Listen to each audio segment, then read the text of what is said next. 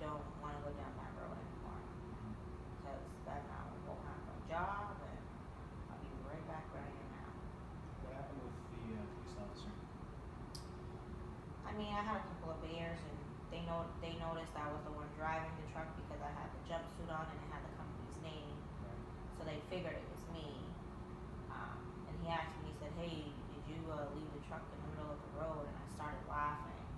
And then he just stormed at me out of nowhere. So me and him got into, I wouldn't say a fist fight, but we got into a little disagreement. There was an exchange of words, and then they arrested me. Right. Exchange of words. Do you remember anything about, who said what? No, No. but I know they started.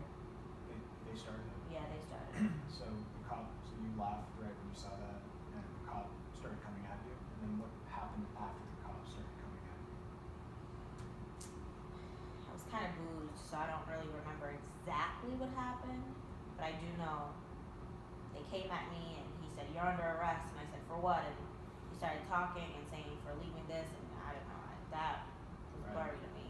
But then I'm sure I said a couple of things and got me arrested. What does kind of booze mean to you? How many drinks would you say that kind of? I mean, I drink almost every other day. Even when I was working, I was drinking, so I was drinking the same thing after work. I wasn't counting, but it felt like it was what I drink normally. So Okay, so not too many beers for that too. it wasn't like 30 beers, but So how many beers do you think it was? I stopped counting after 3. After 3. Okay. So definitely towards maybe drunk. I don't know. I don't remember because it was a lot going on with the cops and the lights and me worried about my truck and then my job, and it was just so much going on, but I don't remember it. So how do you think the cop might have felt when you laughed at the situation?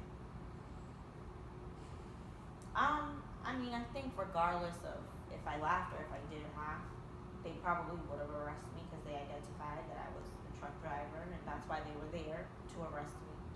So at that point, were you just thinking like, whatever, or how were you feeling?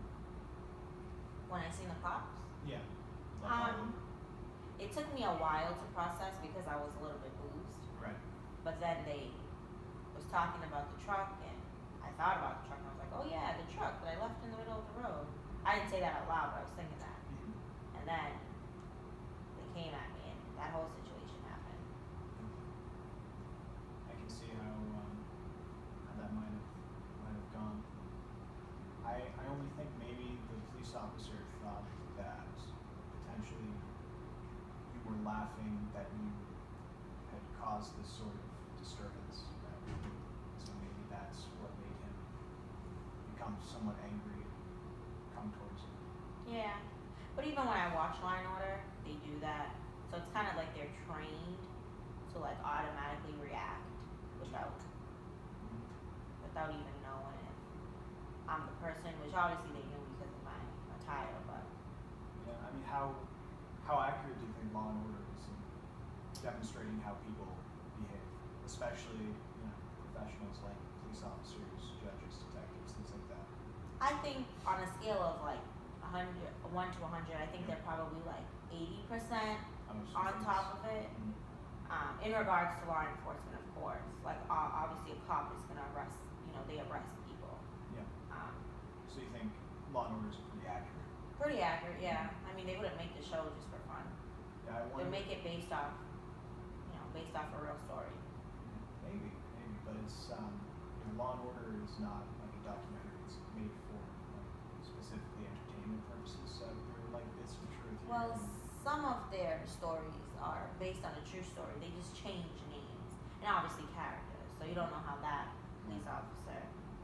Even if it's 80% accurate, like you said, I wonder, if you're kind of like jumping the gun almost, right? Where you're just assuming how they're going to react, and so then you're going to present a certain way because that's how you see those exchanges building, right? Mm-hmm. So maybe that situation, if the cop starts moving forward, maybe like just taking a breath and sort of dealing with it as it occurs, you know, taking him for how he's actually acting and not maybe like the stereotype of because I wonder if some of these you know, things that you do build into how you know people react, right? Mm-hmm. And so yeah, working on stuff like that. So You have a point.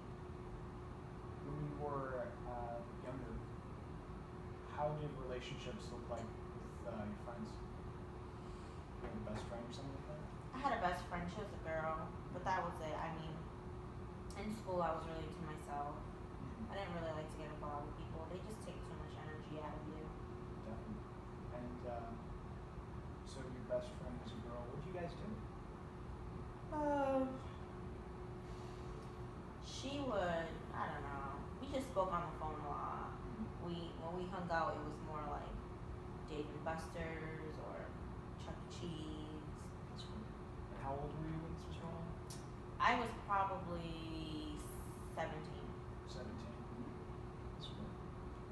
And what was your relationship with like teachers? What did that look like? I mean, I was a B student. They didn't really show me much attention because they knew I was smart. Yeah. I would get things done. Yeah. So they showed you respect. Yeah, they showed me some respect. Did you show them respect? Yeah, I think so. So do you think that was like a more equal sort of relationship where both people understood what was going on? I think it was more balanced because they have a higher education and I didn't have anything, and I needed what they had. So I think it was balanced. Yeah. They definitely weren't above me. They just had a degree, and that's what I was leaning towards. That's really interesting. That's cool.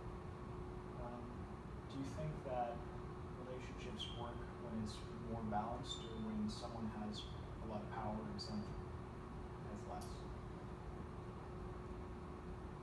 I think they would. I don't really. I never experienced a balanced relationship, but I would assume it would work better. Because you can't have two nagging people be successful in a relationship, right? And you can't have two really submissive people be successful in a relationship. So probably balanced relationships would probably be the ideal relationship. And this friend of yours, so was this an unbalanced relationship then? Or was it balanced? I mean, we were both high school students working, went out, so I think it was balanced. Yeah.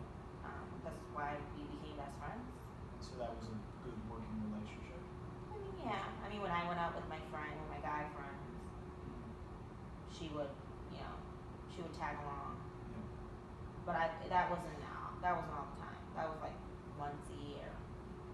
Definitely. Yeah. I think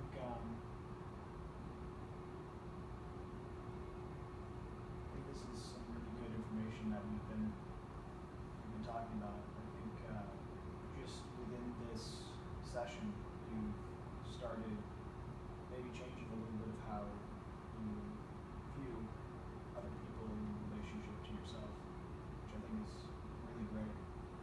And one of the things I've noticed is that it seems like within your own life, all of the instances that you expressed where there was this huge imbalance, they weren't really working the best. And the closer they got towards a balance, the better they sort of worked. So your father with your mother was working so great, yourself with the boss not working so great, but you with this friend, you with these teachers where both people sort of respected and were engaging in similar ways, it seemed to work really well for you.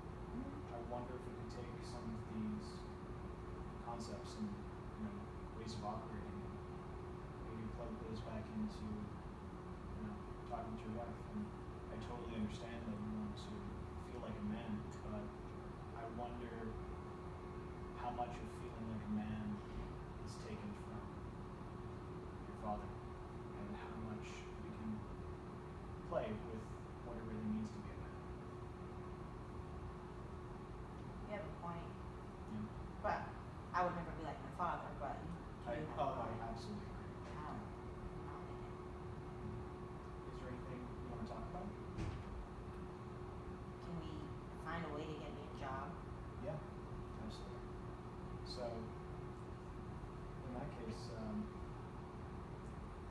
talked to your probation supervisor yet about that? I'm actually gonna speak to him after I leave this session, Yeah. so maybe, That's really awesome. That's super proactive.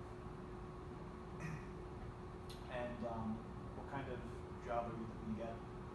something to driving. Driving? Have you ever considered doing something else? No, driving makes more money, and I don't need a degree for it, Yeah. and I've been doing it for a long time, so probably just driving. And driving makes you happy? Yeah, 'cause, Yeah. you know, I'm by myself, I'm working in a truck alone, so I don't have to listen to people or be around people, so I like it. Yeah. That's cool. Have you ever considered like challenging yourself to do something new? There's lots of Like being a stay-at-home dad. yeah. That's something new definitely. I mean, I like it. I love spending time with my son, but it doesn't bring money in. But yeah, I've tried. That's great. And yeah, so I think that if finding a job is something that's going to bring you, happiness, it's something we should pursue doing. But we should definitely take into account like what's going to be the best way of going about that. So like maybe just stopping before we do things that might be lead to some bad ramifications like what happened with the truck. Thinking about how the other person might be feeling, so we might be able to reach some understanding right there. Just take a deep breath, figure that concern out. I think that's all the time we have right now, but I really want to see you next time. Maybe next week on